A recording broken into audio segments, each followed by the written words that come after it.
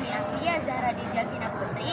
Abdi di kelas 18 nomor absen 5. Abdi di dieu akan membacakan biantara teater judulnya Teater Jeung Jati Diri Bangsa. Puji sareng syukur urang panjatkan Nu Gusti Agung Maha Suci anu parantos maparkeun kesempatan ka urang sadayana pikeun ngariung dina ieun acara seni budaya. Teater teh merupakan cerminan hidup urang, tempat urang ngagambarkeun rupa-rupa rasa hayang jeung perjuangan dina penuh teater. Urang tiasa nyaritakan tanpa kecap, ngayankeun rasa tanpa sora, ngagambarkeun kehidupan tanpa kudu nyeritakan sejarah.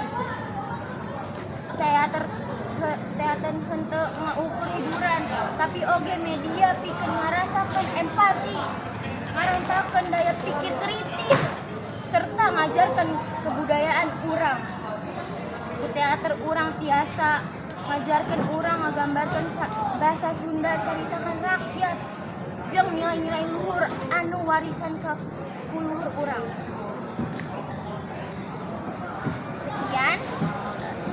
Sekian bacaan teater saya tadi. Ku kitana hayu urang sadayana ngarontakeun sadaya kasadaran kana pentingna seni teater dina kehidupan urang. Urang kudu jeung lestarikan seni teater salaku bagaimana dina jati diri bangsa urang. Atur nuhun kana kesempatan anu parantos dipastikeun.